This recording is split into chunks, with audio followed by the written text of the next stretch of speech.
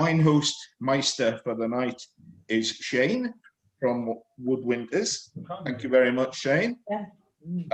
There's no well, if there's a fire at your house, you're on your bloody own, so that's sorted out. The only thing I'll say, just as I was saying to a few of you before, when we've put the coloured labels on, there's a blue label and a purple label. So just work out, I've got a blue and a purple. The purple is just about the same colour as the wine that's in the bottle. But we'll be getting, and of course, by the time we get there, you'll have had a couple of glasses anyway, so just take more care. So if I don't think there's anything else to say, that'll be good. So we'll handle. Yes, Rod, I've got a bottle here without any label on it. No, there's a label on it. Is it a red wine? Yes. Well, pick it up and feel around the bottle. This is your first test for the evening. Yes, found it. Yeah. Purple one. Ian, you are our senior Rotarian for the night. Dimbo. Okay. Okay, over to Shane then. Thank you very much, Shane. Right, well, thank you for having me. That's very kind of you. Nice to be invited. So yeah, somebody asked us earlier if we've been doing a lot of these, and yes, we have been. It's basically filling in for what we would normally do, which are the in-store tastings and events out with. So, you know, as a business, we need to adapt and keep folk interested and try and gain new friends as well. So yeah, this is all part of our thing. I must admit, I've not done many. I've tried to stay away from it as best I can, but I've done a couple. So when I was asked by you guys, I thought absolutely no, I will gladly do it. It's always nice to be given free rein to choose any wines I want to show, because it means I can be really selfish and basically just choose the wines I want to drink, which is great. So cheers, thank you very much. So yeah, rather shamelessly, I was given complete free rein by Rod, and I went unashamedly towards the wines which I love. Not only that, I've chosen wines which I think are a bit different, interesting, they've got a story, and hopefully tasty, and ones that you'll all enjoy. So there may be a little bit off the beaten track, geographically, some of them. Stylistically as well, possibly. Not so much with the grape variety, although one is, but hopefully there's going to be enough to keep you interested and give you a lot to think about, and or maybe some questions. So if I don't answer anything or don't touch on anything that you would like me to, then please shout and I will endeavour to make it up, because I don't know what I'm talking about at all. But here we are kicking off with the first wine of the night, which is the Manzoni Bianco by the lovely Pozzeboni brothers. This is a wine which I've loved for quite a while. I think it's super easy drinking, very, very fresh. It's got a ton of fruit to it, and it's not challenging in any way, but it's got a nice story as well, which always helps. So this is a great variety called Manzoni Bianco, which you will be forgiven for not ever having heard of before. Maybe some of you have, I don't know, but if you have heard of it before, you will be in the minority. It's a crossing grape variety. So it's a crossing of Pinot Bianco and Riesling, and it's been in existence for the best part of 50 to 60 years, and it thrives in and around Treviso and that environ, or whatever the Italian equivalent of that is. And Manzoni Bianco as a grape variety should be full of fruit, usually fresh orchard fruits, very fresh, zesty, very, very much akin to a Pinot Bianco. It maybe doesn't have the body that you would expect from a Riesling, but it's a lovely grape, and I think it works brilliantly in this particular area. So please do tear in, don't stand on ceremony, get involved, and hope you enjoy it. Shane, could you show the bottle again, please?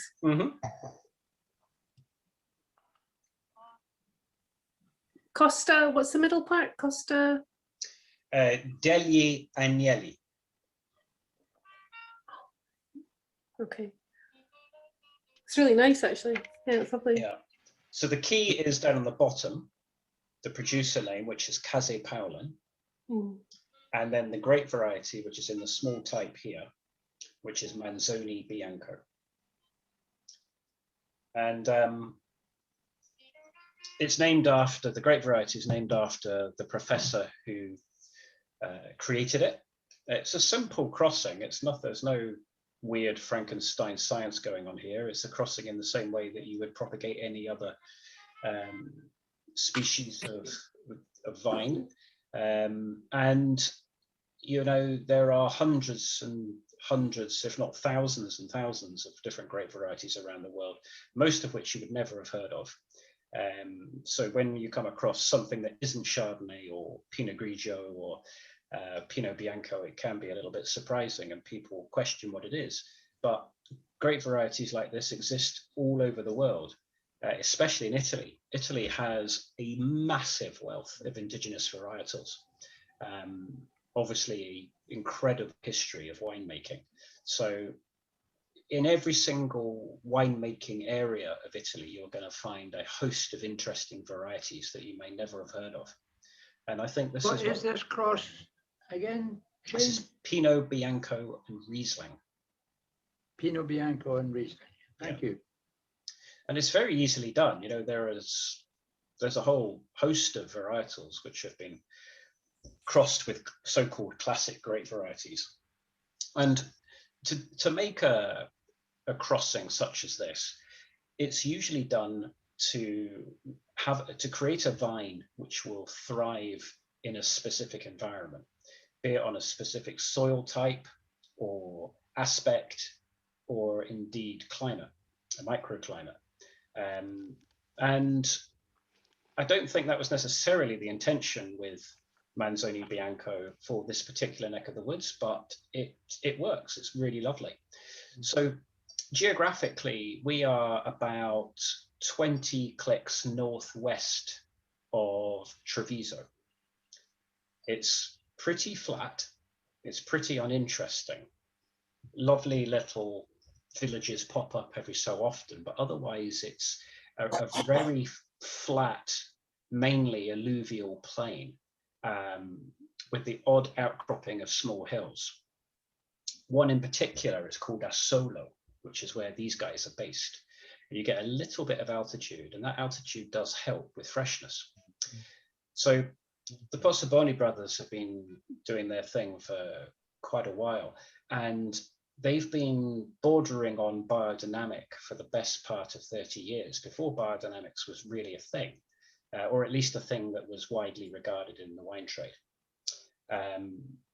So they've respected the land, the soil in particular.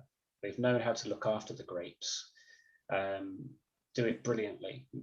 Vinification is excellent. This only sees stainless steel, nothing else, no wood at all. So to maintain freshness, fermented in stainless steel and aged for about 6 months in stainless before released. Yeah, and I think if you look hard enough for this in this wine, you can get a small sense of the Riesling lineage, a little bit of the lime in the background, and some body as well, which Pinot Bianco can be sorely lacking. So there we go. That is wine number 1. A very gentle introduction, I think. Very soft acidity, but it's there. It keeps the wine really fresh. David. I have to say, I'm going through a phase of enjoying Chardonnay, and this is actually very, very pleasant. But I'm finding it difficult to sort of describe the flavors. I've always found that difficult to describe the flavors. can you give us a hint as to what flavors we're looking for? Well, for me, this wine is all about orchard fruits. So I get a little bit of peach, or the nose, that is, pear. There's a sense of a small hint of pear drops on the nose as well, which can lead you to think that there's a bit of carbonic maceration, which is when you have a anaerobic ferment, and that Beaujolais Nouveau very famously provides that pear drop aroma, boiled sweets in particular. So I get that. It doesn't see carbonic maceration. It's a conventional ferment. So for me, on the nose, that's all about the fresh pear, and you could possibly start to stretch it towards a little bit of apricot, but Forgive me for being vulgar, but what's Woodwinter's price for this particular? That's a good question. I think it's 14. Yes, it is. On your website, it's 14. Good. Yeah. And it's out of stock. Is it really? That's awesome. Well, It is now. there you go. That tells you everything about my commercial ability and interest when choosing wines. I choose them purely on whether I like them or not, and not necessarily whether we have them in stock. So maybe not the most sensible option, but I wanted to show you this, and I think it's really lovely. Can I ask a quick question, Shane? In Italy, in these little areas where they do all the different sorts of wines, of course, sometimes there's not very much of it. It's quite a niche little market. Is this a niche market, or is it a growing market?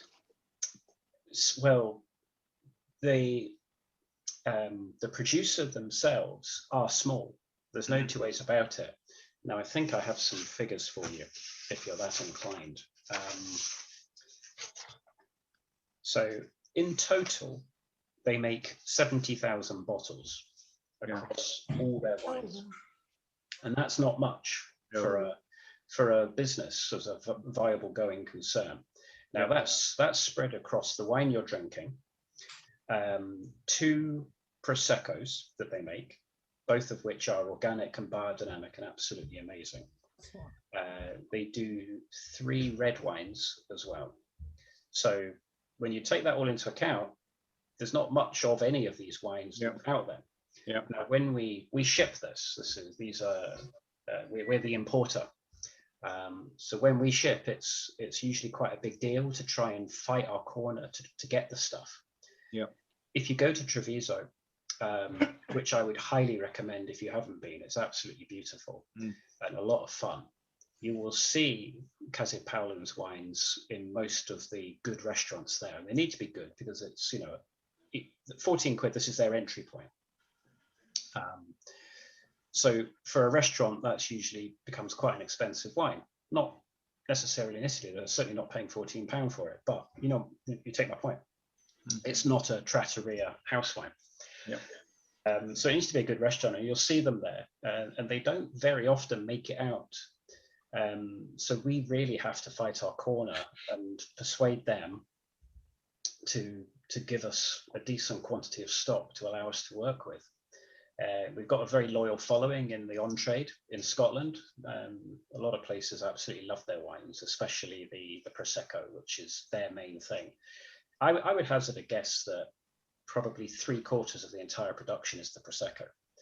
And then the rest is this and their 3 red wines. So there's really not much of it at all.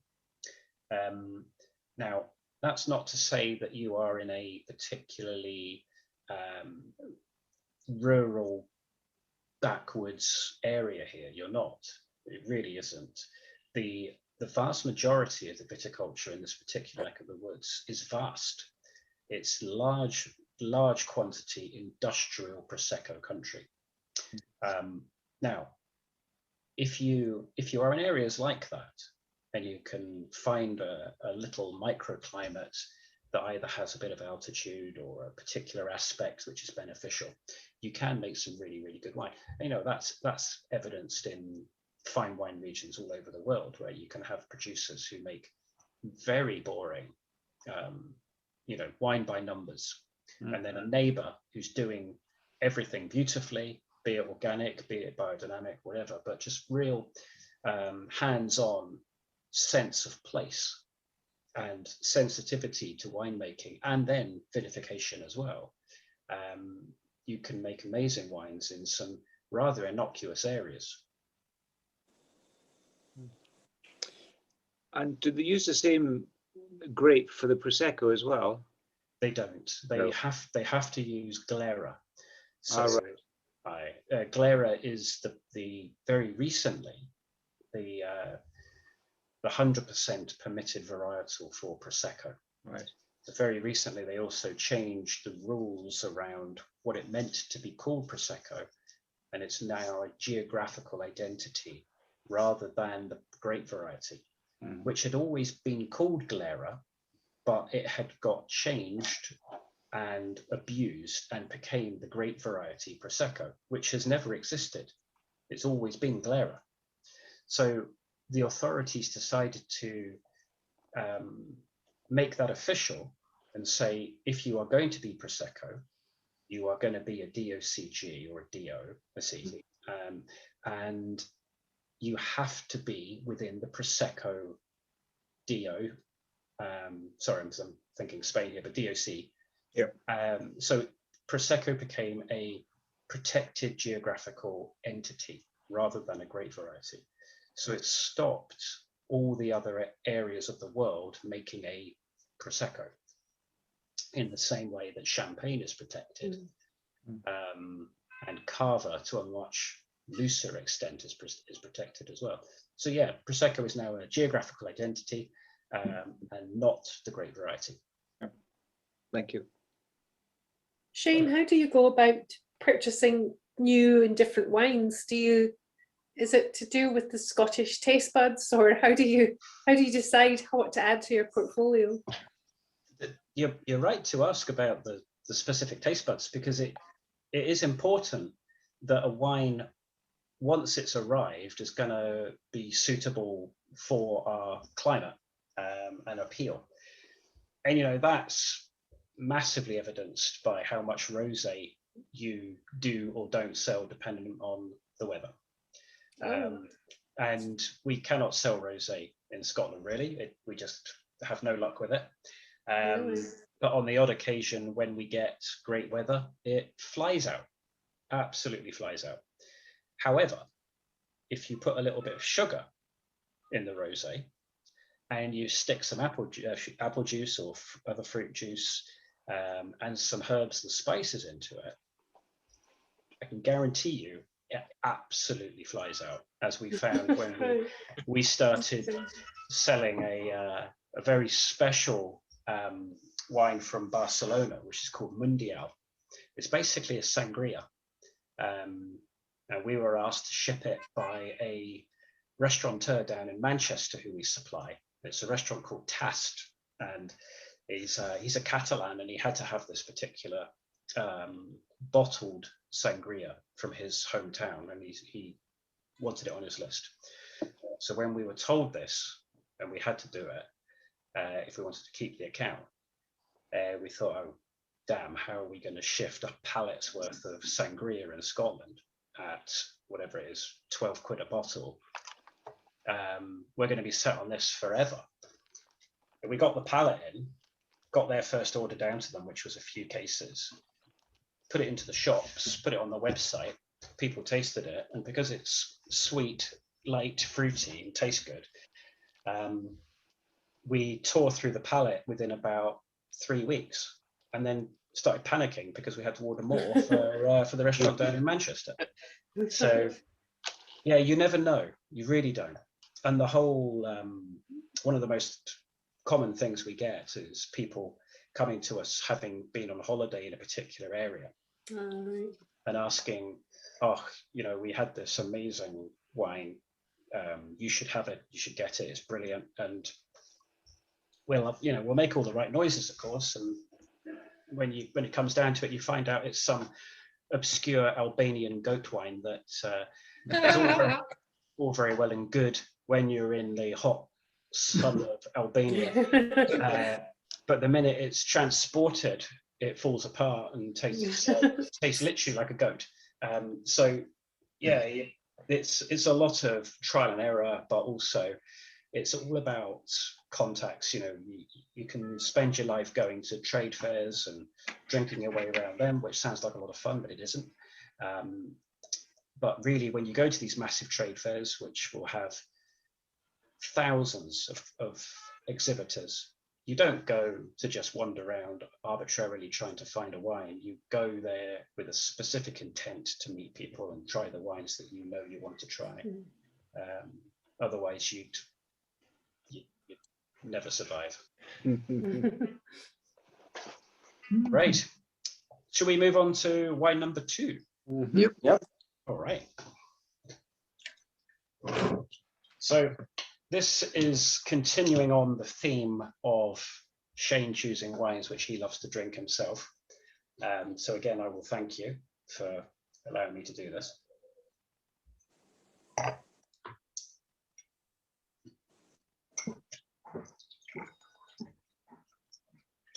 So this is a real rarity. The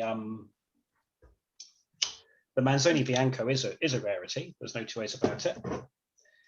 This is even rarer. And what we have here is a white Rioja, which I'm sure many of you will have had. And I'm sure most of you, if not all of you, will know the grape variety Tempranillo. It is the big red grape variety for Rioja. It's the most important one, along with Garnacha, or Grenache, as it's otherwise known as. And then you have lots of other bit part players that add to the mix, to the blend in Rioja. Carignana,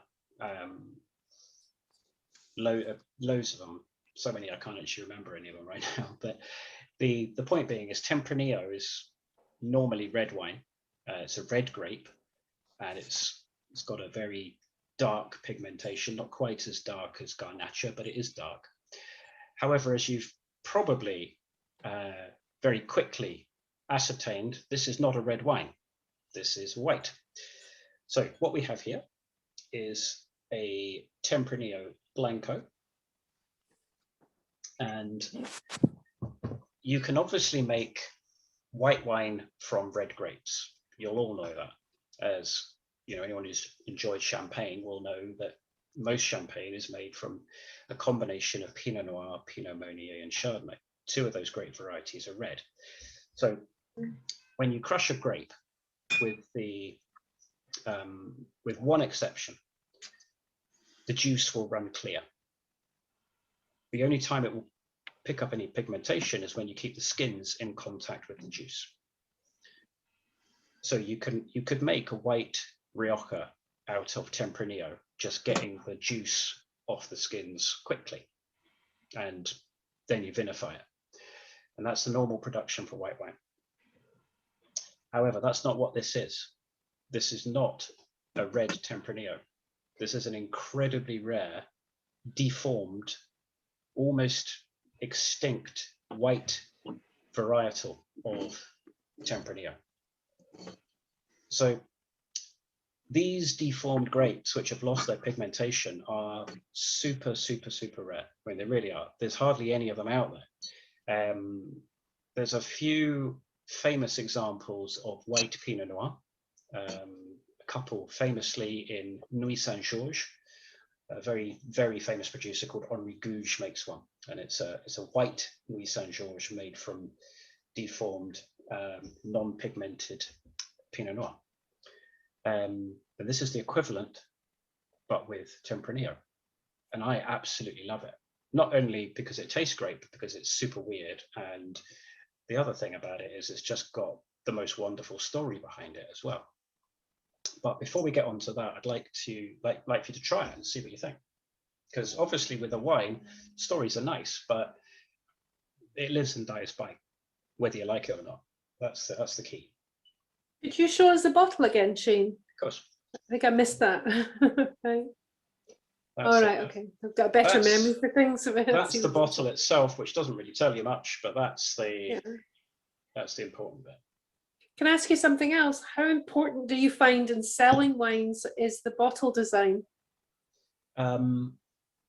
It influences me, so I don't know. I like a really nice bottle design.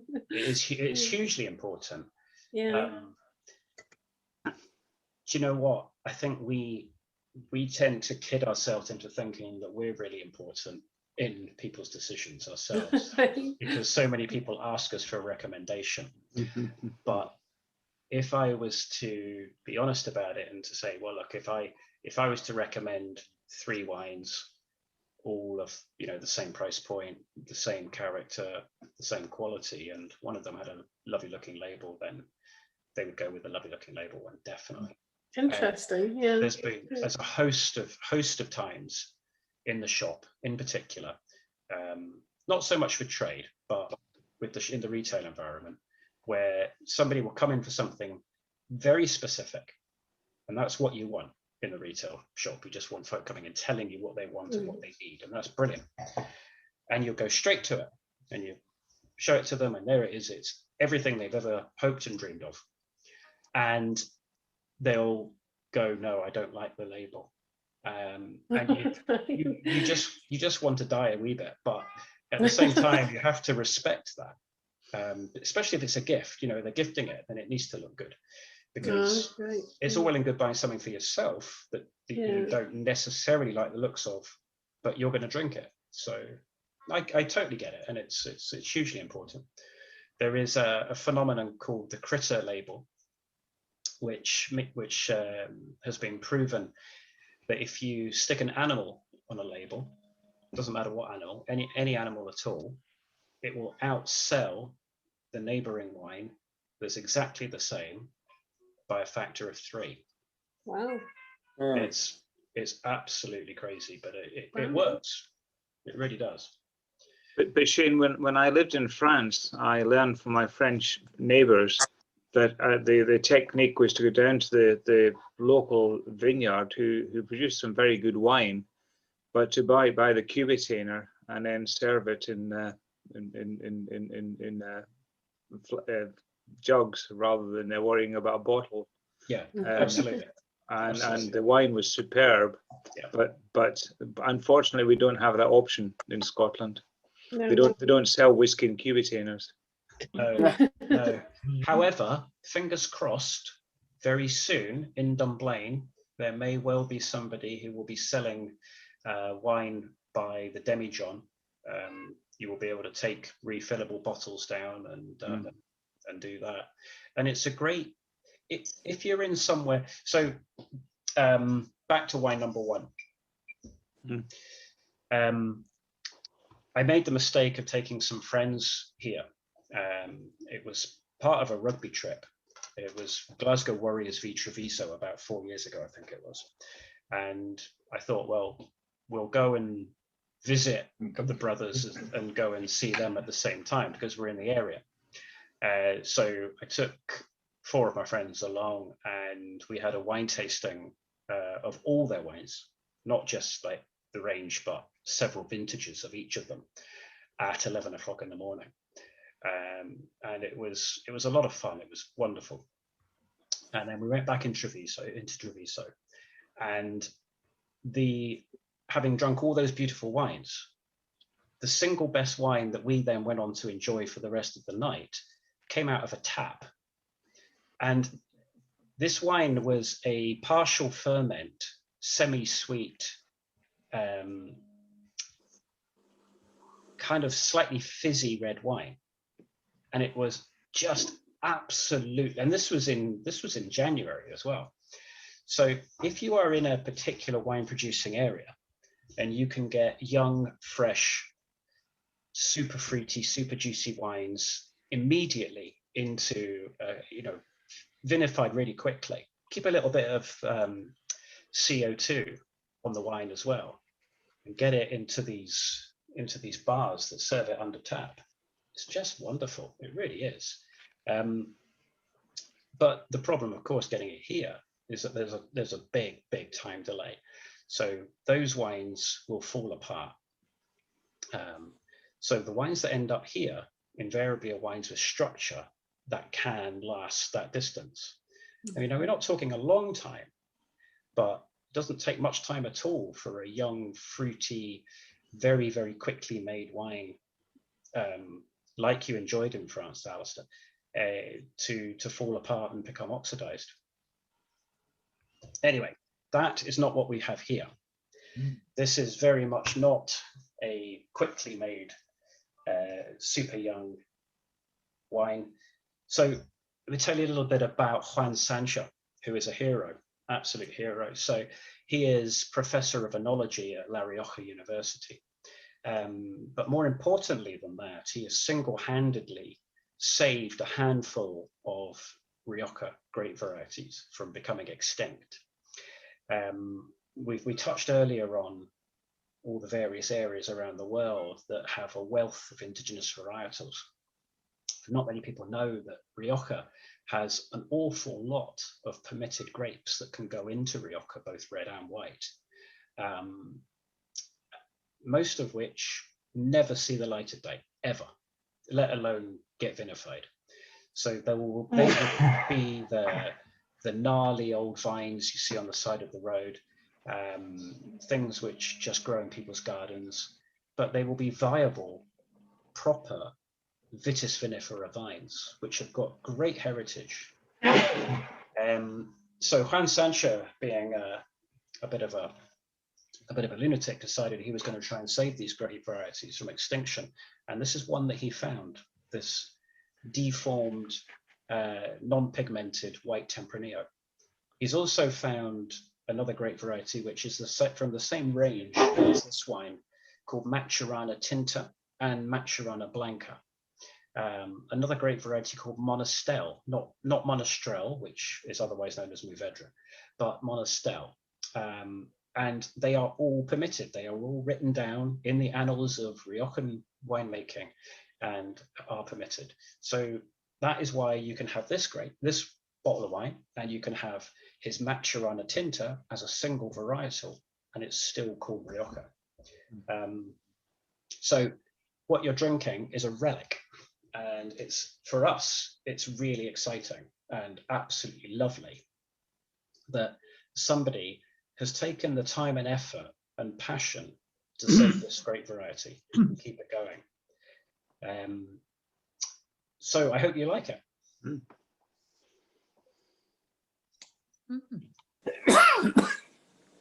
So Shane, if you were choosing one white against the other with food, which one would you choose for what food? This has obviously got a lot more body than the Manzoni Bianco. It's broader, it's drier as well. It's got a little bit of that kind of drying lanolin character, which I really love. A little bit of oily texture, richness, almost Chenin Blanc-esque. It's seen some skin contact, which is where that texture is coming from. And because it's a white Tempranillo, obviously the skin contact means you're not going to get any color. So this, for me, with fuller flavored dishes, such as, be it chicken or something like an aubergine dish or meze, or it can cope really, really well with tagines as well. A lamb tagine goes great with this. Whereas the Manzoni, for me, is all light, fresh, fruity fun. And, ideally you'd like a really, really simply cooked, brilliantly pan-fried or baked whitefish. I think that would go great with that. Being vulgar again, Shane, how much will I have to pay for it? For this, I believe you're going to be 14-ish again. Thank you. Yeah. So You'll know though, Colin, that I can get you half a dozen bottles for £100, no problem. Good. Cash in hand to me. What I'm worried about. Shane, I recognise the body in this wine. I've been drinking it with olives, and they complement each other very, very well. Yeah, I agree, David. I think the inherent oiliness within olives will suit this wine brilliantly. Yeah. Also, I get a little sense of umami with this wine. And as a result, I think it would go very well with, not that I've tried it, but I think it would go well with mushroom dishes, be it a mushroom stroganoff or anything that has inherent umami in it. It's a very, very versatile white wine. And I think it appeals to Chardonnay lovers more than things like Pinot Grigio and Sauvignon Blanc, because it's got that body and richness to it. Is anybody else getting honey from this? Yes, definitely honey. That oiliness tends to go towards honeycomb, and that's a very, you could be forgiven if you were tasting this blind to think, oh, that's Chenin Blanc without a doubt, because it's got the oiliness, it's got the sense of honeycomb about it, and that's usually a dead giveaway for Chenin Blanc. So yeah, I totally agree. Who likes it? Oh, I love it. I About like the fact it's dry. Yeah. about 10 years ago, we came along to one of your Friday tastings in Bridge of Allen, and it was 5 vintages of white Rioja. And at that time, I didn't drink French or Spanish or any European wines. I was sort of New World, and we had these white Riojas, and I thought, absolutely fantastic. And I can look up at my little cupboard now, and there's 2 of them up there just at the minute waiting to be consumed. And they're just, we'll have them with steak even. They're strong, they're good enough for red meat. Yeah. I like them.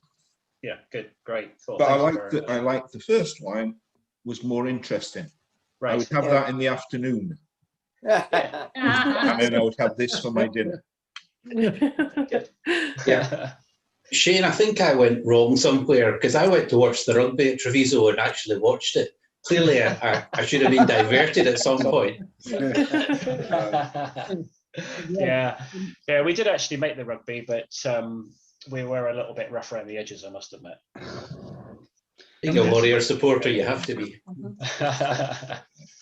Well, unfortunately, I'm a Bath supporter because that's where I'm from. I just so happen to have an awful lot of Warriors friends, so I get dragged along, but that's fine by me. I did drag them down to Bath, and we gave you a good doing, so that was great. Good. Well, we sponsor them actually, so it's Treviso is a nice trip. Yeah, obviously went terribly wrong somewhere in that one. Yes, yeah, they're doing well though. It's great to see an Italian club doing that well. Right, any questions about that wine at all? Nice. Good. I'm glad you like it. Thank you. Are we ready to move on? Yep. Fantastic. Okay, so next wine is, if I'm, Rod, can you set me right? It's the Gisano, yeah? It's the red label, the Gisano. Yeah. Gisano, yeah, good. Okay, That this one? That's this one. Yeah. That's that one. Yeah. Red one. The red dot. Okay. Yep. Red wine. You see the dots later, Colin. Yeah, exactly. I couldn't see them at the start. That means there's no hope. Yes. Always hope, Walter.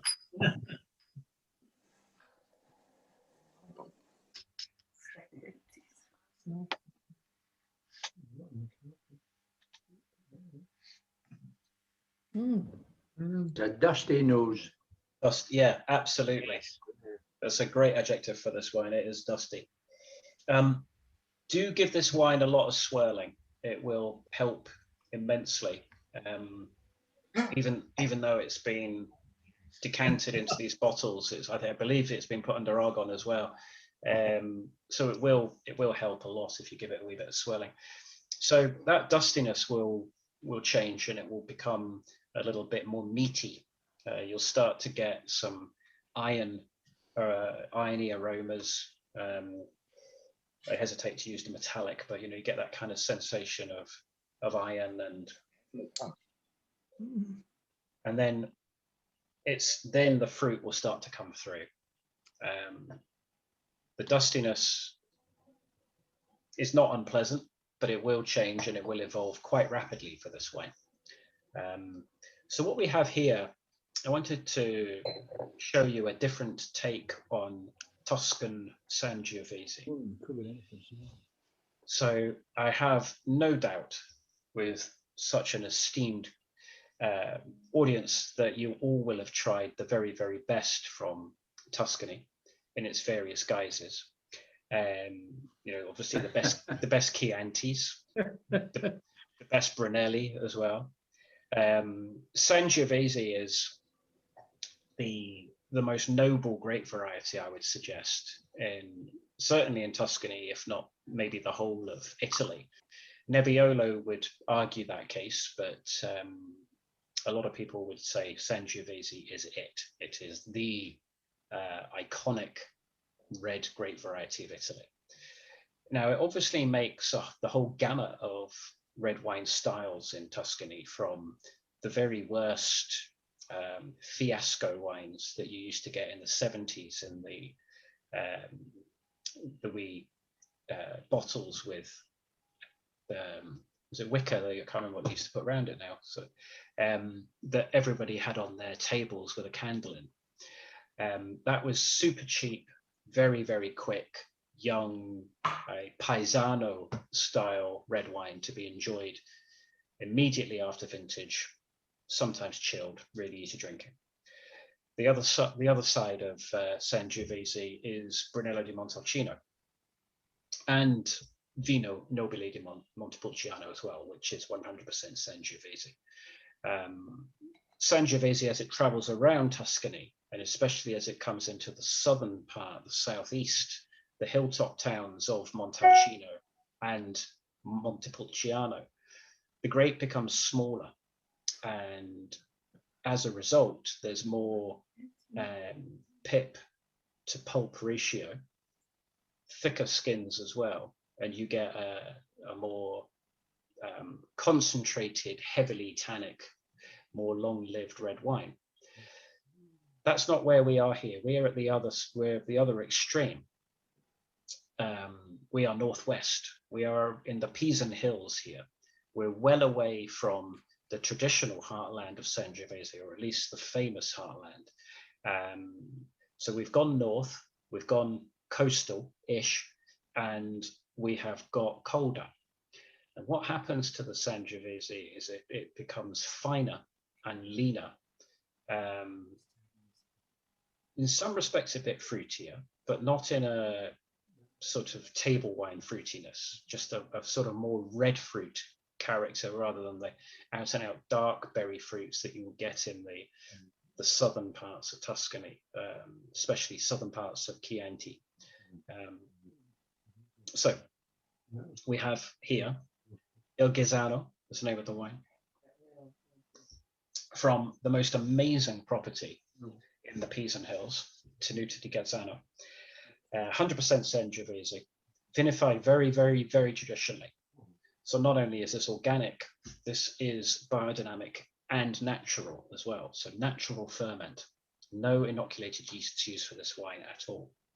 So it's a very, it lives and dies completely by the quality of the fruit and then the quality of the wood that they use. They don't use small French barriques, which are going to impart a lot of wood. They use much more traditional, large Italian oak and Slavonian oak as well. And what that does is it imparts a far, far more gentle style of oak flavor to the wine and a much slower oxidative process during maturation. So have a wee try and tell me what you think.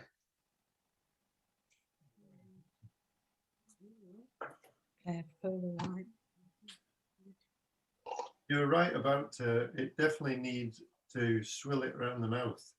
If you don't swill it around the mouth, it doesn't have the same impact. Absolutely.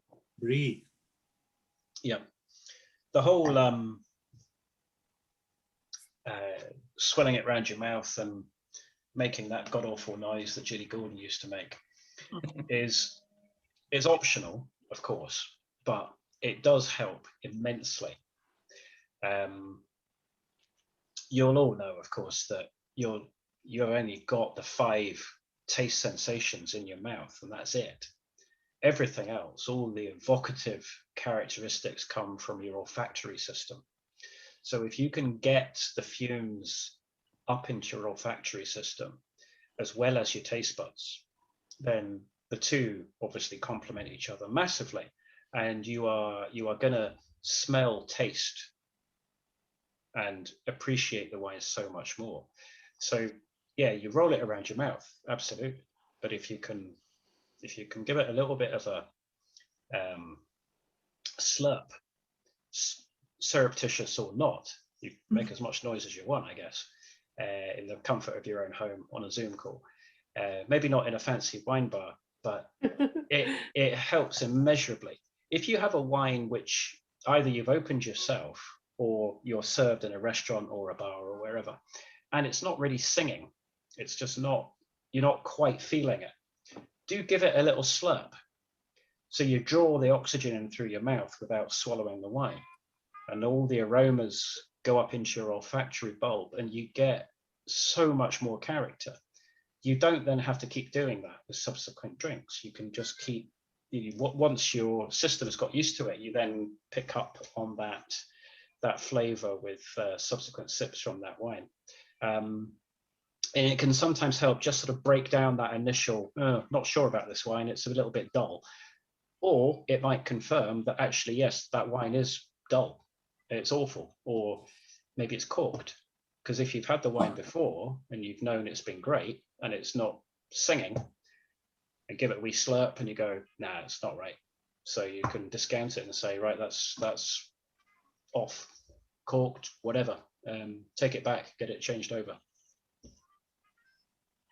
So feel free to slurp. I'm going to, because I know it helps this wine immensely.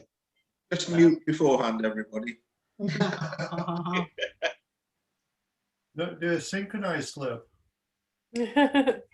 Could we see the bottle again, Shane, for this one? Thank you. Oops, we bit blurred. I don't know why. I've got one as well, because I bottled this one. Oh yeah, okay. Okay. That's quite a nice traditional label. It is. It is very traditional. So why I love this wine is it's not showy. It's not a blockbuster, heavy, super tannic, full throttle style of red wine. It's very soft. It's very subtle. But the power is there if you want to give it a chance and let it come through. The winemaking is exceptional. Like I mentioned, it is biodynamic. They've been certified. Natural ferment means that you allow the yeasts on the surface of the skins or in the winery to do the ferment for you. You don't buy stuff in to do it. Now, why is that important? It's because so many wines are purchasing specific yeasts to do specific jobs. These yeasts will provide a certain quantity of alcohol. They will work with a specific grape variety in a certain way, or they'll give you a certain flavor. Now, that's fine, but what you get, unfortunately, is most winemakers using the same yeasts, and you get can be a pretty boring set of wines.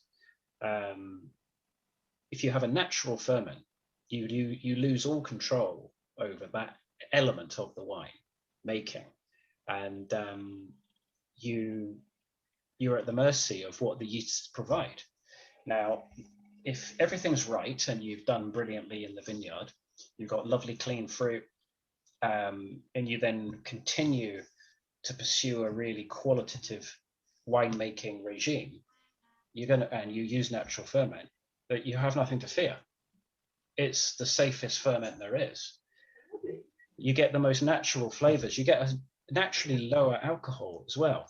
This is 13.5. I guarantee you, if this was made with bought-in yeasts, it would be upwards of 14.5, if not 15, just because of the style of wine it is. So I love that element about it. I love the natural character. I love the lightness of touch, the red fruit flavor profile, and that wonderful elegance, the silken character of the fruit. I must admit, I really like it. Anybody who's struggling with it for any particular reason, be honest, because it's not a blockbuster wine.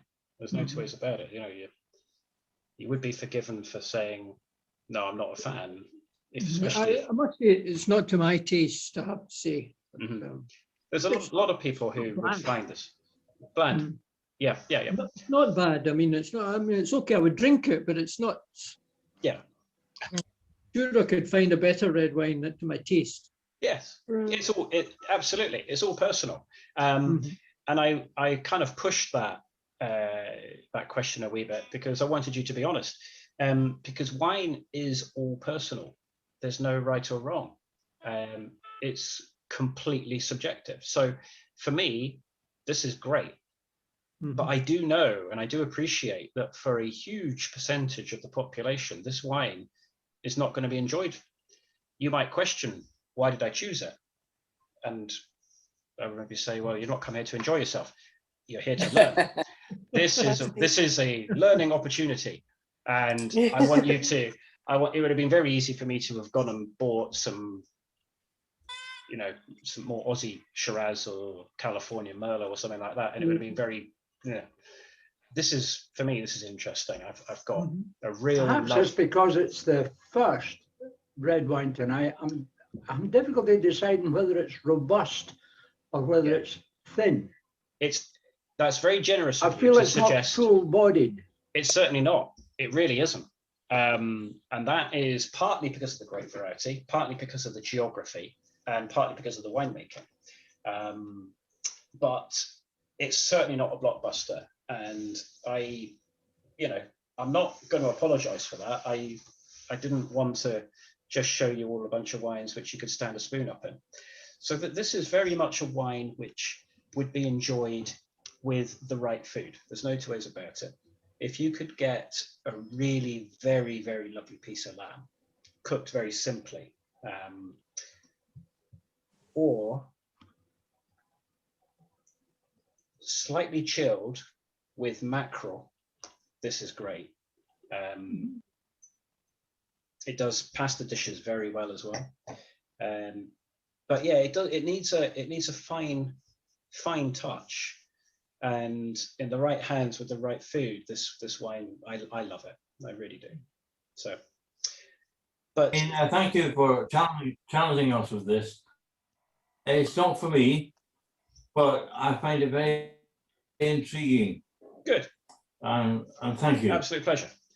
Right, should we move onwards? Oh, just one moment, because a lot of criticism of one has to consider who actually bottled that wine, and I've got your names written down now because I've put a lot of effort and a lot of argon into that. And the extra argon that's put off.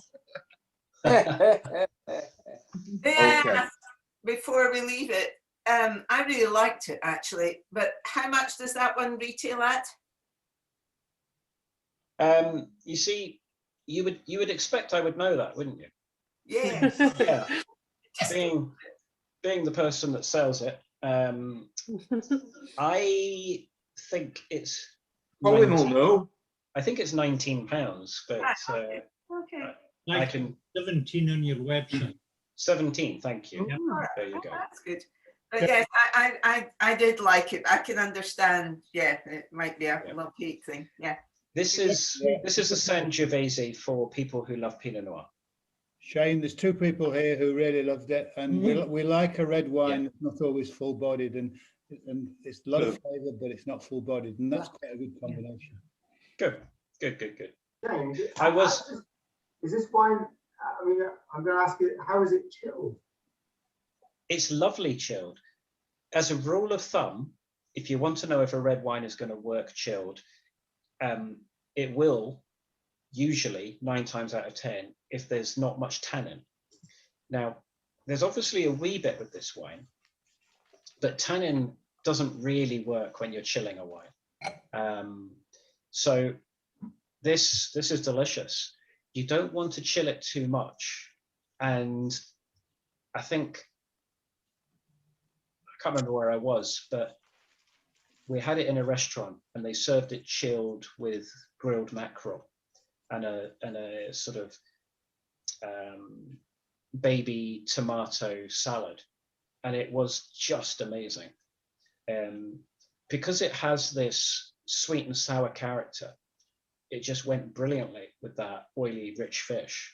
And the chill on it was great. And it was probably no more than 12 degrees, that sort of chill. So, you know, somewhere cellar temperature-ish. Yeah, and it was ideal, absolutely ideal. There's a similar wine style. It's not from Italy, it's from Spain, from a place called Bierzo in Galicia, and a restaurant in Catalonia called El Bulli, which at the time was considered the best restaurant in the world. They used to serve this red wine chilled with mackerel as well, and it's just a winner. It really is. I love it. Okay, so moving on. The next red is heavier. There's no two ways about that. God. Ian, this is the one without a label on. This is the one without the label, is it? Oh, can you Yeah, I think so. Which dot is it? It's the purple dot that you can hardly change the colour from the wine. Right. Oh, it's acid. Very acid. Yeah. So again, this will flesh out with some air, become quite considerably more fleshier. It means.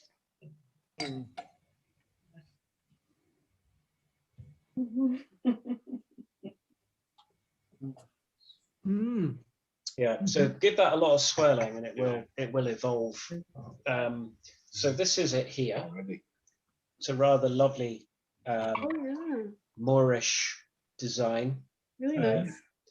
It doesn't really tell you anything on the front, but that's the side, as it were. Oh yeah. Ceresis is Latin for silk. Yeah. Smooth. Yeah, that's the idea. It's got a silky texture to it. Yeah, very nice. This is a But give this time, and this will really open up and become. A lovely smell. Yeah. Is this so? Black currants, maybe. Has it got black Yes. currants in it? Yeah. Definitely black currants. Yeah. Plums. Yeah, absolutely. Oh, Plums, damsons. Also. oh, Prunes. Prunes, yeah. It's definitely got dried fruit in there as well. And then as the air gets to it, you will start to see a little bit of cedar come through, cedar wood. Tobacco box. Yes, absolutely. Very good. And that only really comes with this little bit of air that it's had already. It doesn't take long. Put the meat back on. I like that one better. This is cheering me up that the argon actually worked. It does work. It's great. Yeah. I would like to think, Rod, that the wine's also travelled well being delivered. Well, it's been to Wales and England and Scotland. all the way through. Yeah. Northern Ireland as well. Northern Ireland, yes. And Kilby, but thanks to John, I must remember that. I like that one better than the first red. Yes, that's smoother. Lovely. Yes.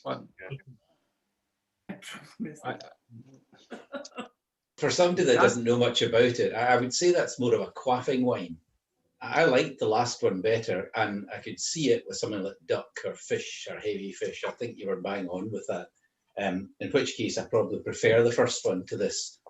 But I could imagine sitting in a wine bar all afternoon and then falling off my chair on this. Certainly want to sit out the bottle. Dream on. I think I like the first one as well. I think I like the first one better, slightly better actually as well. They This are. one's got a lovely smell though. Yeah. They're not quite polar opposites, but they are Yeah. very, very different. There's no two ways about it. Oh. Yeah, clearly some of you are very, very refined in your tastes. Those of you that are preferring the first one, but it's horses for courses, isn't it? And it's all about, you know, wine is never just going to be one wine that is the answer to everything. It's all about getting in the same way that you're never going to eat the same food all the time. You want to enjoy different flavors, enjoy different experiences. And that's definitely the way with wine. So I'll tell you a little bit about this. So this is from a little known wine producing DO in Spain called Utiel Requena. And Utiel Requena is inland from Valencia. It's been there forever. I mean, it really has. As a wine producing region, it's got history going back about, well, at least 3,000 years. That is the minimum that they have the history going back. There's evidence of Phoenician pottery, amphora, having been used in that area. It was the Romans that made this area famous for wine production. They really nailed it down and brought in qualitative processes, which is why the producer chose the Latin name for silk as the name of the wine. So Utiel Requena it comes down from the main plain in Spain, and it's as a result, it starts at about 900 meters altitude and comes down to about 600 meters. So you've got varying aspects and topography and altitude. So Utiel Requena is not homogeneous. There's different subzones within it, but generally it is hot, dry, high altitude, so cooler than it otherwise would be that far south. And as a result, you get the very, very lovely acidity maintained in the wine. If this was further down towards the coast, I don't think it would have quite such nice acidity. It would be maybe a bit flabby and out of balance. But the acidity there maintains the freshness and keeps the wine lively and interesting and keeps the flavor going for longer. The grape variety is called Bobal, and Bobal has been there forever. It really has. It's a great variety. I absolutely love it. It's got a little bit of a bad name because a lot of wine producers in Spain over the years have tried to hide it, and they've tried to hide it because no one's known about it. Really, that's the thing. So Bobal is the third most widely planted grape variety in the whole of Spain. So it's huge. It's a big deal. It's relatively easy to grow. It thrives very well in drought conditions because it loves drought because the roots go super deep. It really likes to work for its water, and as a result thrives brilliantly in the hotter parts of Spain. But Bobal gives you this beautiful, fleshy, dark, damson-rich fruit, almost jammy, but in a good way. And I must admit, I love it. somebody said cigar box, and I absolutely agree. I think this wine starts out all fun and frivolous and fruity and plummy, and then it starts to deviate towards a much more almost Bordelais style of cedar and that classic cigar box mintiness. Yeah, really very interesting. Pencil shavings, all that good stuff. And then it comes out the other end and it goes back to what it was, which is a really sort of fun and vibrant style of fruity red. I find it really, really interesting. I love it.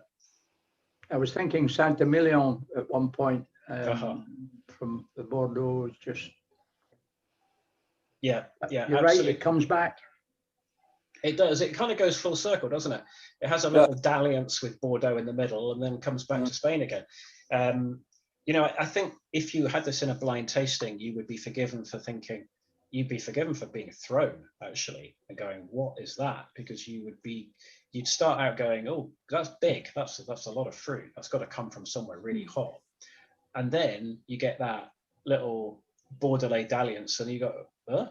Is that like a really hot vintage of a Saint-Emilion or a Fronsac or something like that?" And then it goes back again. So it's quite fun and interesting. Absolutely brilliant with lamb kebabs. Anything with a little bit of Middle Eastern element to it goes great. Kofta kebabs, that sort of thing. It's delicious. And how much will this one be? This is 12 of your earth pounds. It's important I know this because I've got a friend who measures the quality of wine by how far it falls below £5 a bottle. Well, Bob, if it falls below £5 a bottle, I can tell you it's quality.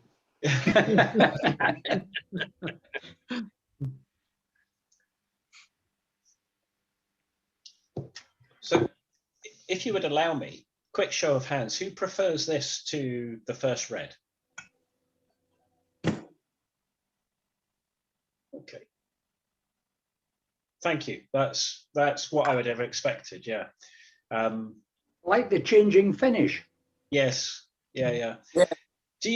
But those of you that did put your hand up, do you think that as good as this is, obviously, that maybe you might think twice if you wanted something a bit more serious, maybe?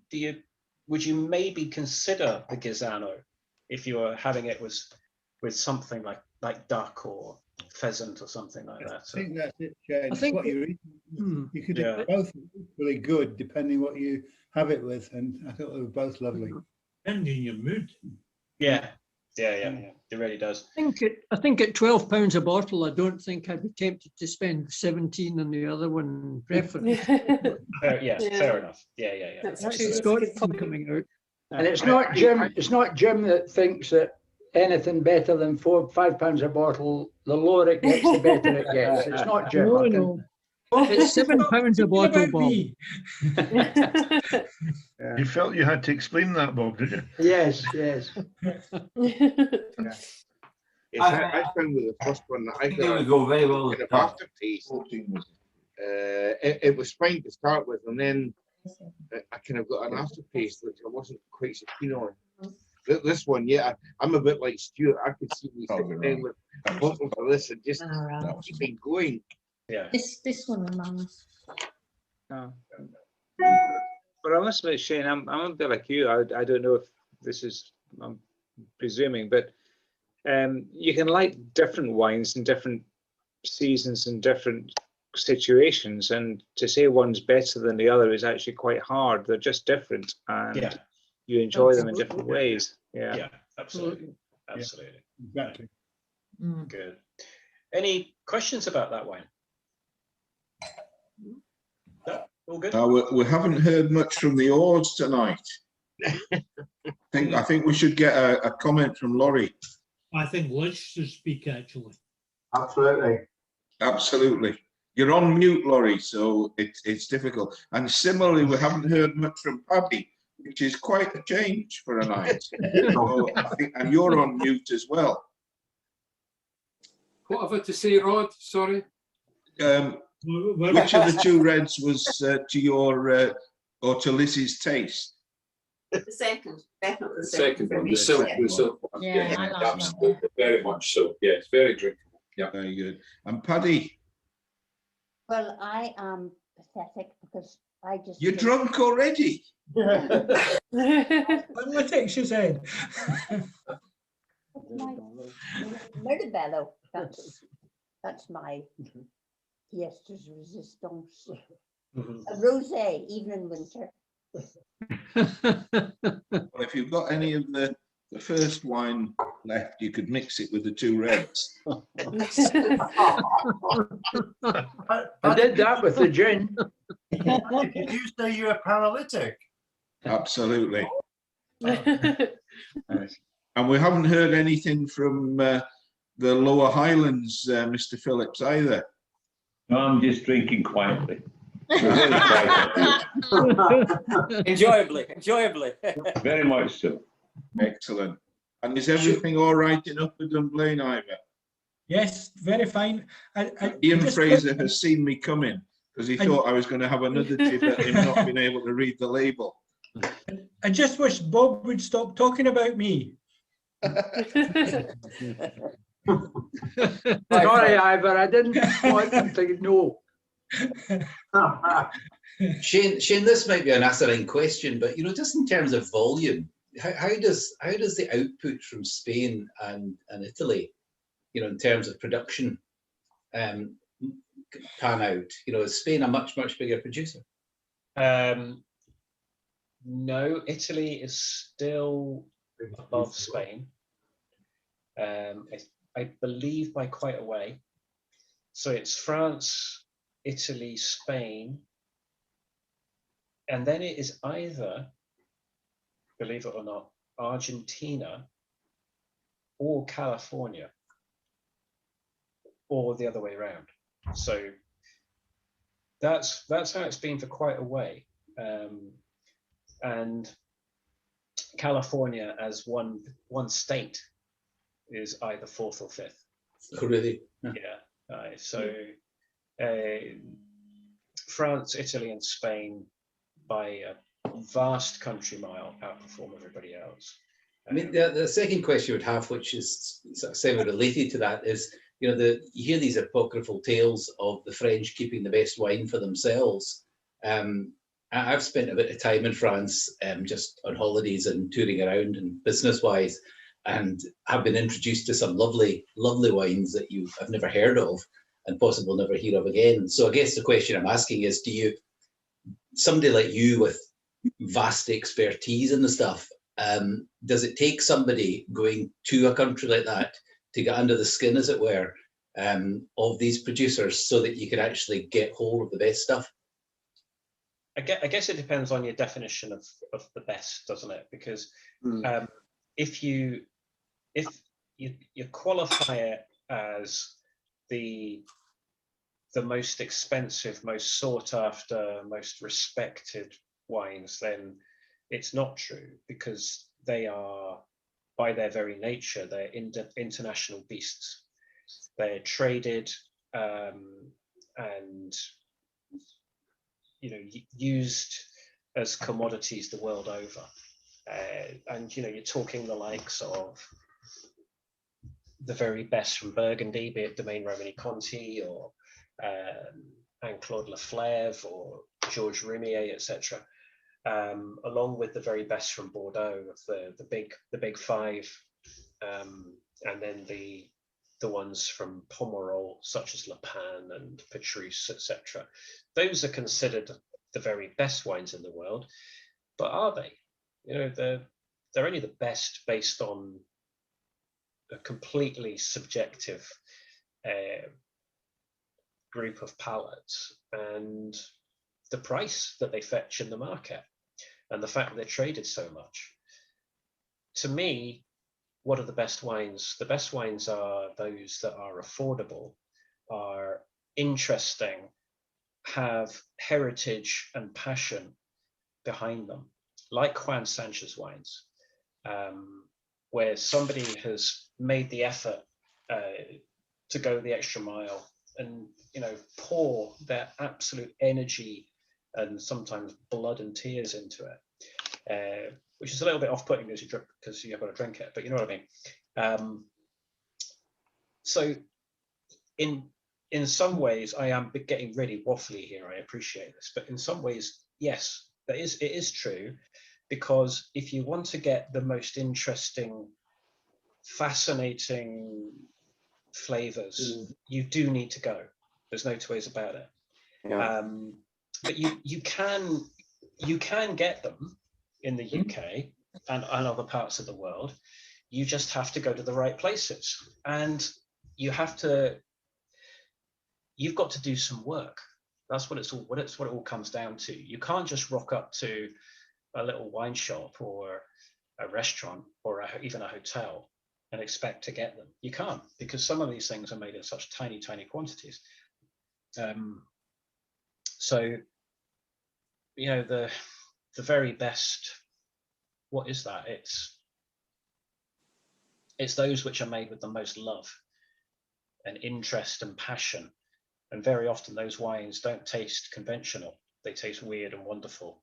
And they're only really sold to places like Timberyard because it's those people that really want to deal with them. Or Kilbrick. Yeah.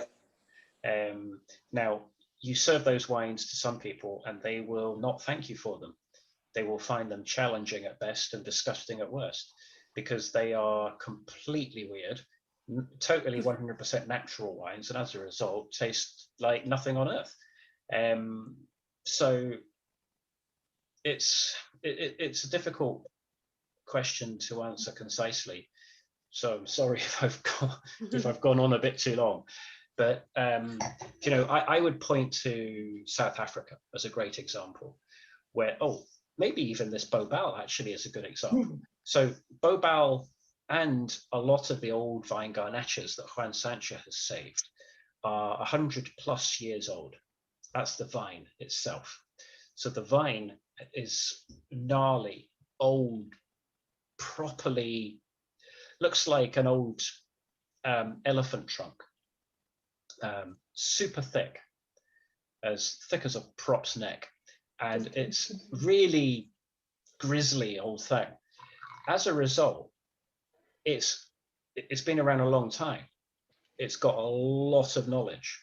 It's plowing what little energy it has left, but incredible history, into a very small quantity of grape varieties. So those vines aren't very productive at all, but what they do produce is absolutely amazing.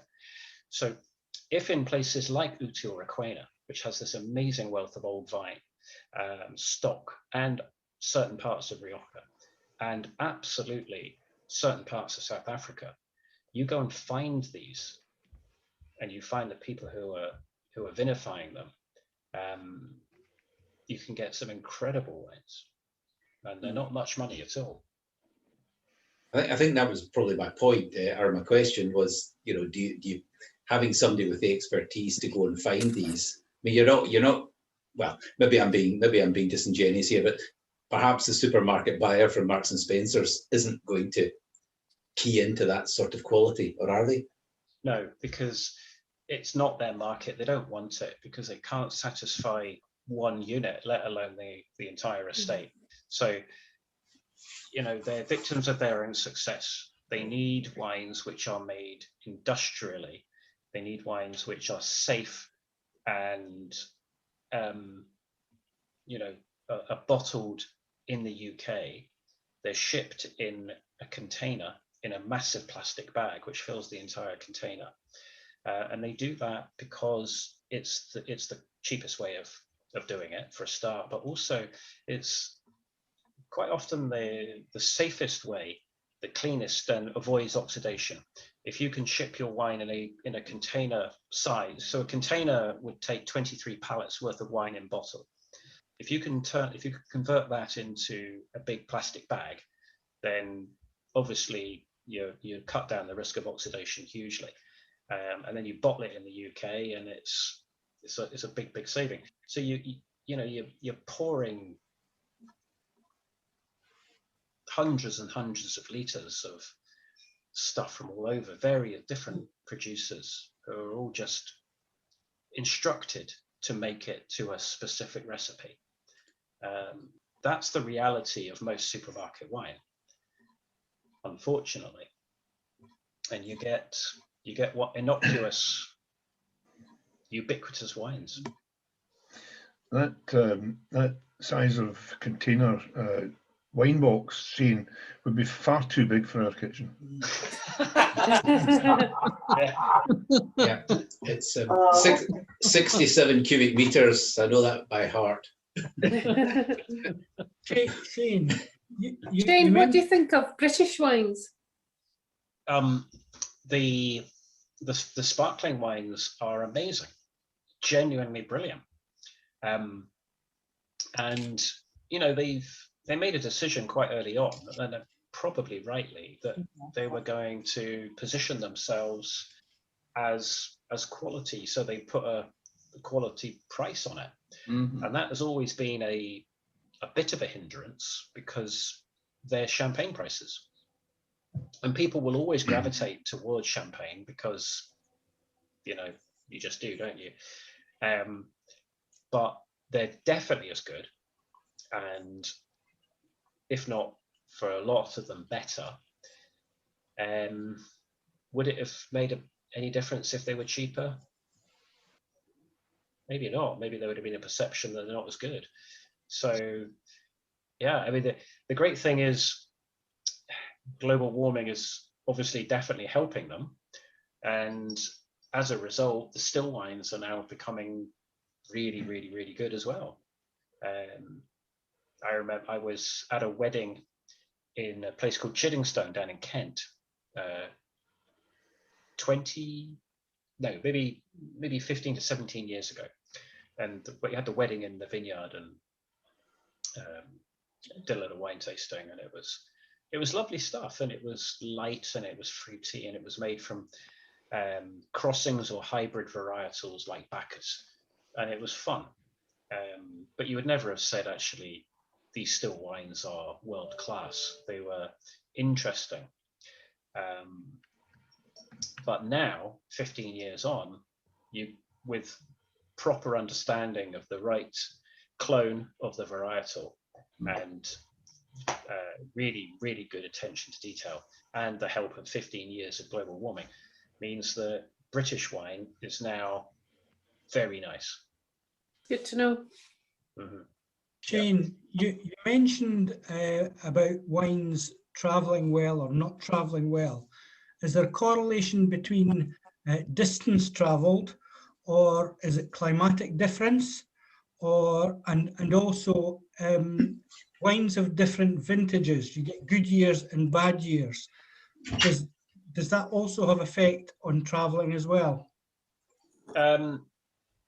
The vintage variation shouldn't really have any effect on the travel. It's handling, basically. It really is. So you can get wine from Australia to the UK, relatively quickly nowadays.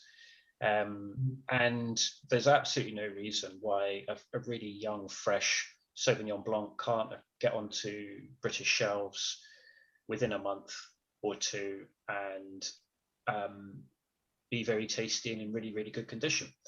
But if it sits on a dock in wherever in Singapore in 35-degree temperatures for too long, that wine will be baked and will get ruined quite quickly. So they just need to be in refrigerated containers and be looked after. And if you do that, then there's no reason why not.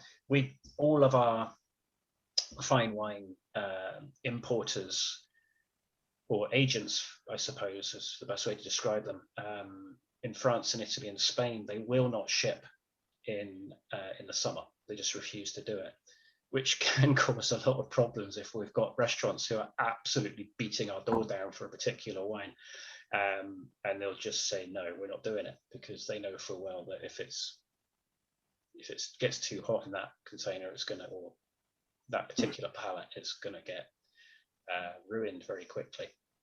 And I think that's admirable. Jane, that's a question about leaving the EU. Has it affected you getting supplies into the UK? Sorry, Nick, could you say that again? We've left the EU now, I believe. Has that affected getting supplies into the UK from France and Spain and Italy? Yes. It's a nightmare. It's an absolute nightmare. There's stealth taxes, basically. There's no two ways about it. So although UK duty and VAT remains the same, there's charges, import charges now that we are faced with, which we never had before. It's basically paperwork charges. That's all it is. It's just nonsense. So we sell wine to Northern Ireland, for example. It's absolute nightmare. So if we're selling to Six by Nico's in Belfast, if it's European wine, it's okay.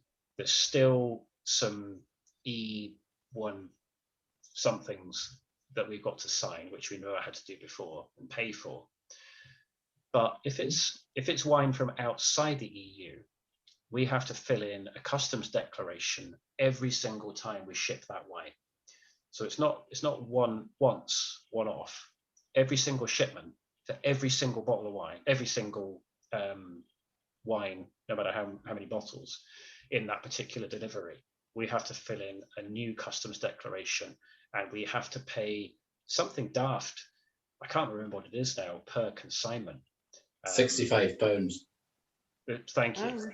Yeah, I thought it was 55, but yeah, that's 65. And I just, you just throw your hands up in the air. It becomes unviable. Yeah, the trade agreement is premised on the fact that it's a free trade agreement, but it's not. What you're describing is country of origin laws, and country of origin means it goes back to the original. I mean, I was in a call with the chief executive of GD Sport, and they're tearing their hair out because every single pair of training shoes that they send from the Manchester DC has to go through that process.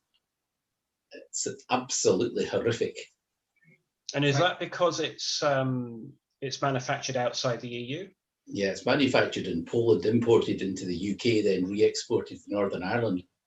Then it's sold online with their algorithm that they'll dispatch it from whichever store has the product. So it wouldn't be impossible for somebody in Poland to receive a pair of training shoes that was made in Poland but exported from Northern Ireland. Okay, thank you, Stuart, for that. Sorry, I'll avoid having to mute. I won't mute you. I'll do myself. We'll move swiftly on now. Well, for what it's worth, thank you, Stuart. That was really interesting. Right, last wine. Right. This is it. This is the Embers.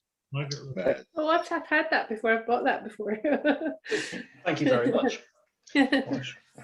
This is 100% Cabernet Sauvignon from Margaret River. Beautiful area. From a producer called Flame Tree. You know where Margaret River is? Sorry, Shane, from Australia.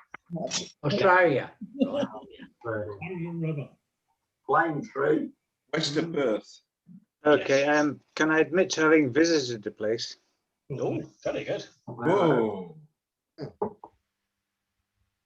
Tastes Very rich. good, actually. It's a nice taste. Very rich. It's very nice, though. Mm. I wanted to show you this wine purely based on the nose. I absolutely love that. It's lovely. It is, it's nice. Rougher on the palate than that. For me, that is absolutely classic Australian Cabernet at its best. Yeah. You get that inky sensation. Again, lots of cedar from the wood, but eucalyptus as well, which is usually a big giveaway for Australian Cabernet. And there is the beginnings of cigar box and lead pencil and all that. That's why I like those too. Very nice. You can tell the age. It's a good bit older than the other book. This is 2018, I think. 15. 2015. Ben says 15. 2015. There's 2014. Okay. That's a hell of a price. That's good. I have the bottle and it does say 2018 just for. Yeah. Yeah. 15. The notes I put out were not based on the actual bottle being in my hand, because I put the bottles out by then. So it was just a guide to confuse. 21st It's okay, Rod. I've amended the sheet. I'm just amazed we've turned up on the right date. I've got my assistant helping me today. Could I say, Dave, Shane, that- I think he's still using his Welsh calendar. Shane, when I visited, I've done. This sounds terrible. I've done it a few times, but it's only because I used to work. I've worked in Western Australia, and my brother lives there. But when I visited the Western Australian wineries, I didn't like all their wine, and one of the reasons I came to the conclusion was, having done the tastings, was that some of them are quite small, and they all want to have something over their neighbours. So they kind of almost try too hard in the complexity of their flavors and try and make them too clever. Whereas this one is I shouldn't say not clever. That sounds as though I'm being rude about it, but it's a much more straightforward, well-produced wine, rather than trying to be overcomplicated. Yeah, sorry. Yeah, that's Australia isn't alone in that. I've been to California quite a few times and found that in the Bay Area in particular, you can come across a lot of wines which are trying to be anything but California, and they desperately are trying to be either a European style or something in between, and I think it's a shame, because I think what the Margaret River in particular does with Cabernet Sauvignon is world class.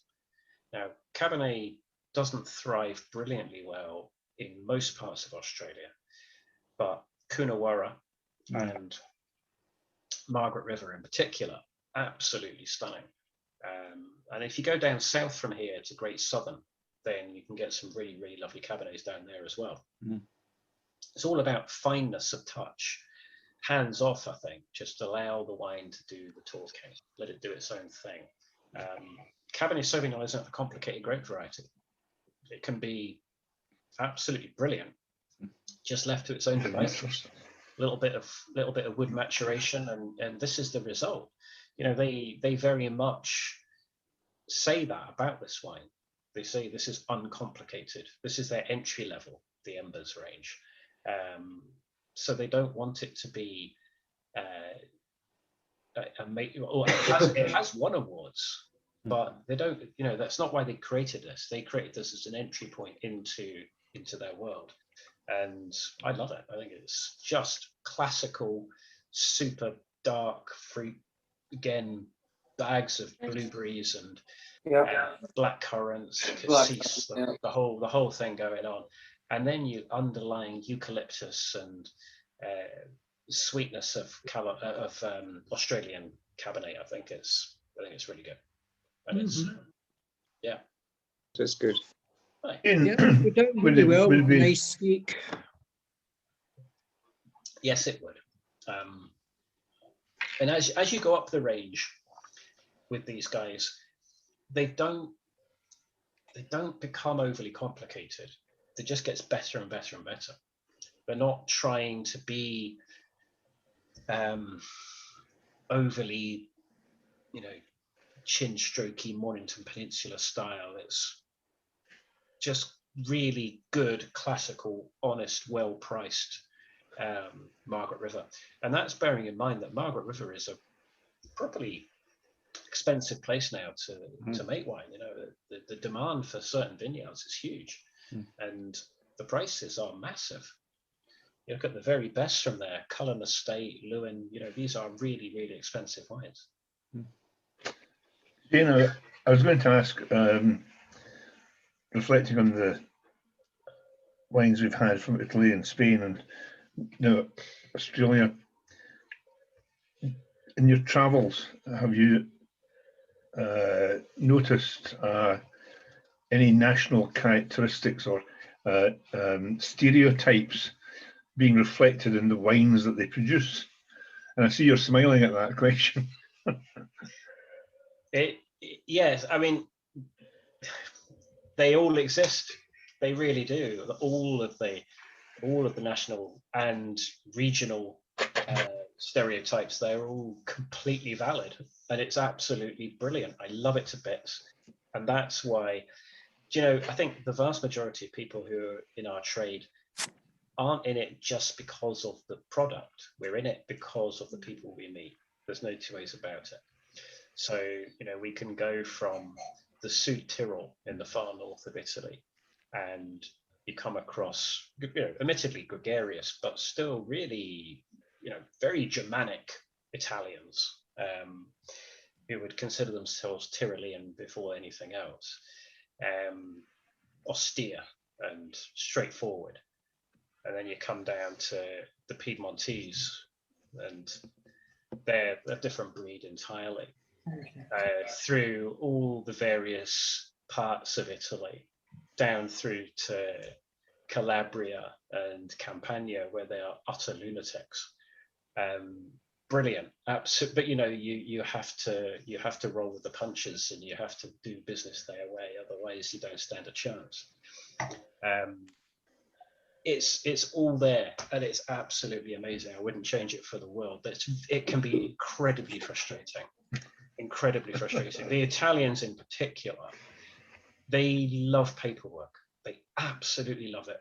And they have more rules and regulations in their wine world. And I think they do it just so they can break them. So, for every DOCG and DOC that they've got, they'll be there for about 10 years before somebody goes, well, sod that, I'm going to do this. And they go and do something else just to be different. And then, you have the next Sassicaia. So it's fun.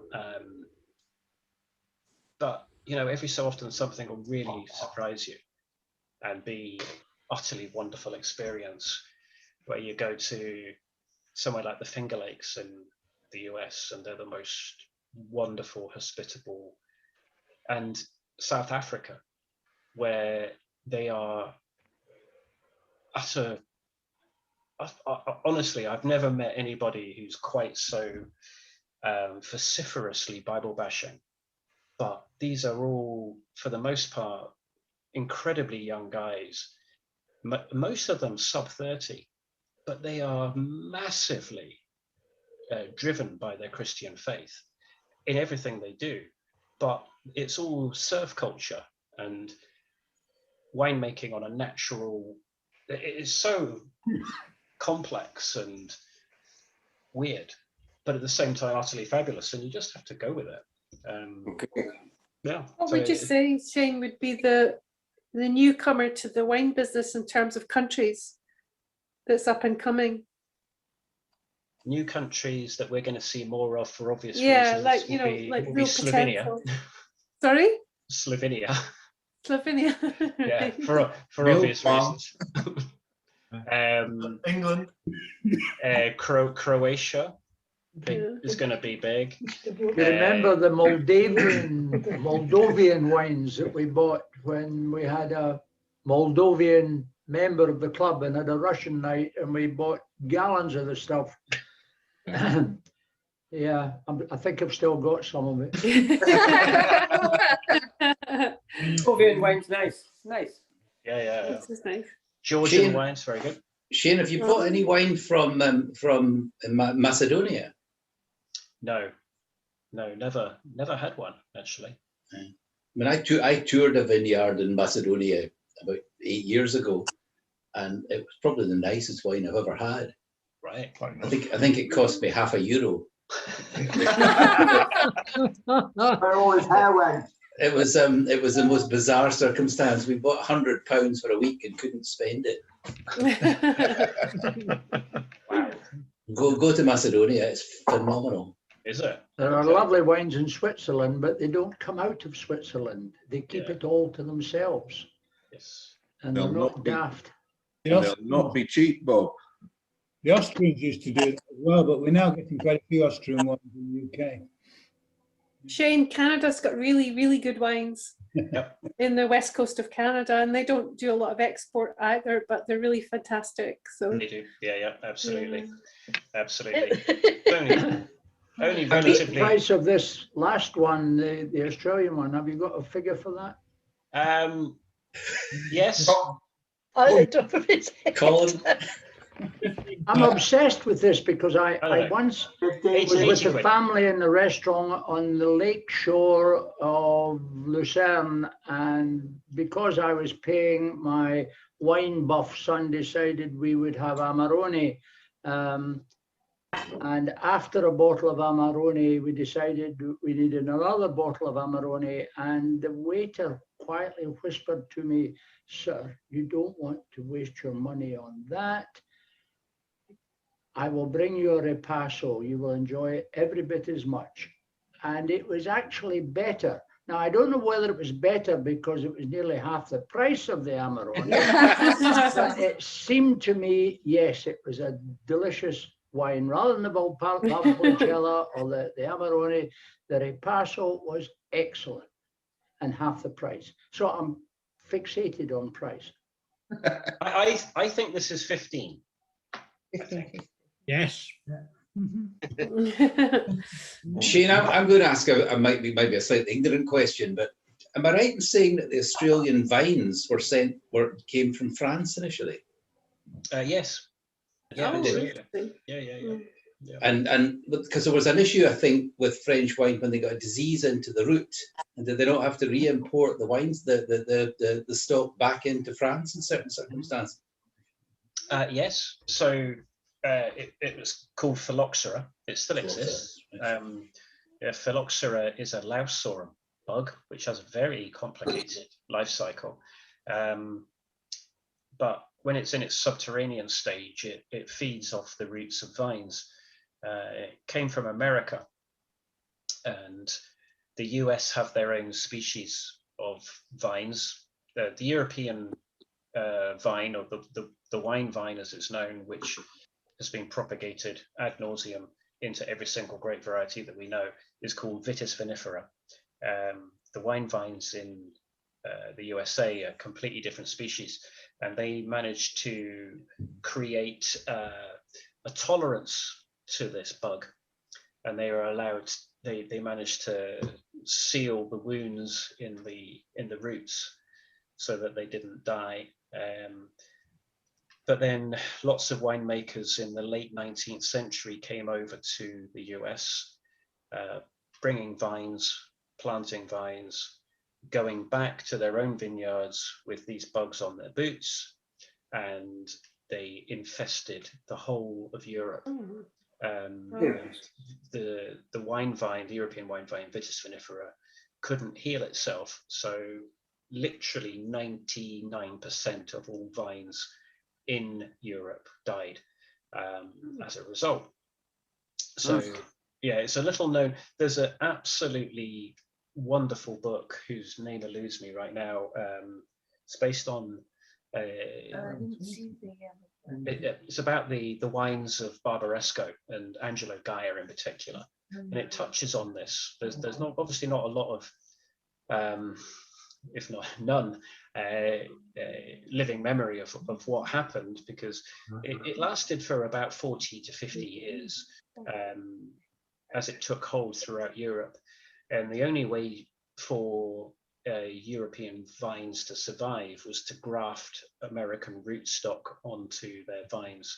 So 99.9% of all vines in Europe are grafted onto American rootstock. Oh. And you'll have little outcrops of very, very famous little known, famous within the wine trade, should I say, little known or little cared for out with, because phylloxera can't survive in sand. so very heavily sandy soils. And there are very, very few vineyards around the world that have that sort of soil, and those that have survive. So you have a lot of these specific old sandy soils that still have the original rootstock.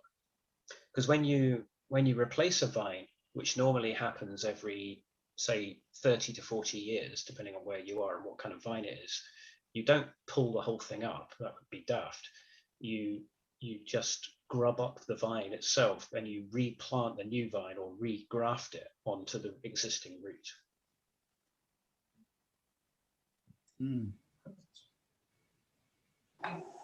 So yeah, little bit of history there for you. Yeah. And that was what did for the cognac trade in the late 19th century, which was why the Scotch industry got a massive boom, because there was no cognac being made, obviously, because it's a product of the vine. So, on that note, having bored you rigid with useless history, I am going to thank you very much for the very kind invite of having me along and listening to me waffle on. And unless there's any questions, I'll take my leave and leave you guys to insult me behind my back. Well, if you just hang on for 2 minutes, Shane. Of course. What a super journey you've taken us on. Our previous evenings of tastings, we've done our whiskies and our gins, and I've been fortunate enough to include something from Wales. So I was delighted to have you make the choice tonight. Some of us actually drank it your too. favourites, because I couldn't find a decent Welsh wine. But I'm sure there will be one out there either to be found. And what a journey! I've enjoyed the journey. I think most of us have enjoyed at least 4 out of 5 stocks that we've had, and that was really good. I've learned for our next tasting, I'll not be bothering with argon and glass bottles and things. We'll just be bottling into freezer bags, zip up freezer bags, a container full of them, and they'll be delivered to your house and fine. So there we go. But thank you very, very much, Shane. I've really enjoyed it. I think everyone else has really enjoyed it. But we all Excellent. Yeah. Thank you. Very good. Have your dinner now, Shane. Thank you very much. Yeah, well done. Thanks, guys. Take care. Bye-bye. Bye. Bye-bye. So, what was your wine of the night? Indeed. Let's hear. What was your wine of the night? Bob Duncan. Number 1, white one. The white one. It was interesting. White one. White one. We're into the Bassets. Give me a thumbs up. For me, it was number 1. Number 4. Number 4. Excellent. Now I've got the roll-ins are on. You're in your. Oh, crumbs! I missed Hugh.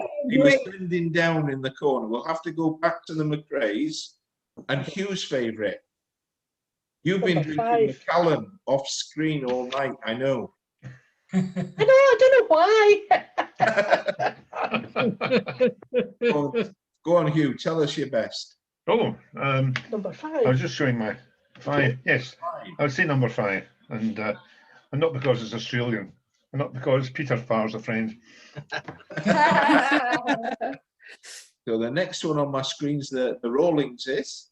We're never going to agree on these things. I'm up for 4.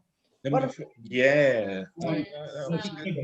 One's a summer afternoon when we get out of lockdown. Okay, good. And then I've got the Oars and the next on the screen.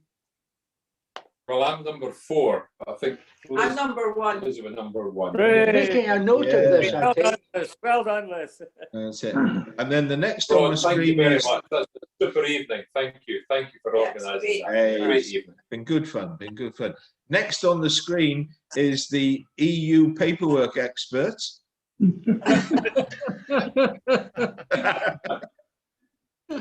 What are you saying, Stuart? What was your favourite? I'm torn, actually. You're covered in bottles there. I am, yeah. I've been making my notes. I've got pages of them. I think. Always tell a secretary. I hate to say it because I was hoping not to enjoy it, but this was the one I bottled, and number 5. And in actual fact, I didn't actually like it particularly in the Angel Share, and I have to say it was only the bit that wouldn't go in your bottles, in case you think you've been mugged. So I think probably just by a hair, number 5. I prefer red wine to white. And number 3, the one that nobody liked, I would have as number 2. But I thought that Australian wine was simply wonderful. Was very good. Now the next on the screen are the Holmeses. What was the view from the Holmes house? 1 and 4, Rod. 1 and 4. I liked 1. I didn't mind 4. That was very good. Now, and is that the view of the 2 of you? Yes. Excellent. That's collective. We worry that you might get bullied, Peter. Yep. So the Russell Wheaters are next on the screen. We've not heard much from Russell tonight, so a decent commentary here will be fine. Well, I would say 1 to drink and 5 with food. Yeah, I'm with you. I'm with you. I like 1 and 5. I think most of the reds have got a little bit too much tannin just to drink. Yeah. What else would you do with them? Number 1. When it comes to the reds, I had to go and get some cheese to have with it. I must admit. Yes, I must admit it needed a bit of cheese with it. The reds. Yes, yeah. You girls are all the same. Well, it's now to the wine broker, Mr. Strachan, who knows the price of all wine in Scotland. Well, my favourite definitely goes to number 4, with number 1 as a nice white wine for the summer. Yeah, 1 and 4. Yeah. The picture building up here. Mr. Gardner, how's things there? Well, I'm a number 5 with number 1 as a close second. Yeah. Yeah, very good. 1 and 5. And Calendar, what's Calendar got to say? I think number 1's definitely a winner as an all-rounder, and I think it's kind of close between number 3, which was the first red wine, and the last one. So, but I have to say number 1's the winner for me. So, Most interesting, eh? And up in Muthill, what's the Muthill races saying tonight? For a red, I'd go number 4, and for a white, number 1. Definitely. Very good. And down in the city, how's Mr. Chisholm tonight? Sorry, actually, the El Presidente. Sorry, the reverend. Yeah, behave yourself. Oh, tonight I didn't. You're I didn't breaking realize up. any of them. And I voted for number 6. Number 6 was the best. Number 6 was good. Right. That's it. That's a Highland malt. Number 5. Excellent, Dave. Thank you very much. And Alistair from Western Australia, what are you going to tell us? Well, I'm afraid, to me, you're going to hate me. I thought that was the classic Australian boring wine. So actually, for the red wine, I thought number 3 was actually quite interesting. Yeah. Yeah. The white wine, I thought 1 was actually lovely. Yeah. And I actually prefer red wine, so I always hate it when I like a white wine. But I thought 1 was really quite something Yeah. special, to be honest. I thought Yeah. it was quite interesting. But the red wine, number 3, yeah. Oh, good. Excellent. And then I've got Mr. Lee without Mrs. Lee. Mrs. Lee has gone to collapse. And here's the boats from the Strathmore Avenue jury. Well, I'm still swilling number 5 because I think number 5 is fabulous. I'm very surprised that the white Tempranillo was kind of very flat. I couldn't get anything from it. I don't know anybody else. I got nothing from the nose other than a bit of honey, and it was kind of a bit disappointing, actually. The second one. Yeah. The second white, but this Australian flame tree, I think, is going to be on the purchase list. Right. I noticed Shane was very, as soon as you mentioned honey, Shane was in great agreement with you. Yeah. I struggled with the honey, but it was okay with me. Very good. So Ian, you'll only have a view on 4 of the wines because you won't have known what the 5th one was. That's right, yes. No, I was torn between 4 and 5. And I think on balance, They're both red, Ian. I know, because I'm normally a red wine drinker. And I would probably go for number 4. All right, interesting. Good man. If you asked me to go for the white, I would definitely go for the first one. Yes. Good. Very good. And And then Ivor? Yeah, 4 and 1. 4 and 1. Yeah. Very I'm good. a red wine drinker, so 4 was by far the best. I would have rated the number 5 slightly higher, but as a white, the first one was the best. And the last person on the screen is Bob, but we don't really need to ask Bob because we know what Bob's all the way through. But it's number 4 because it's the cheapest one. We'll ask anyway. Away you go, Bob. Tell us.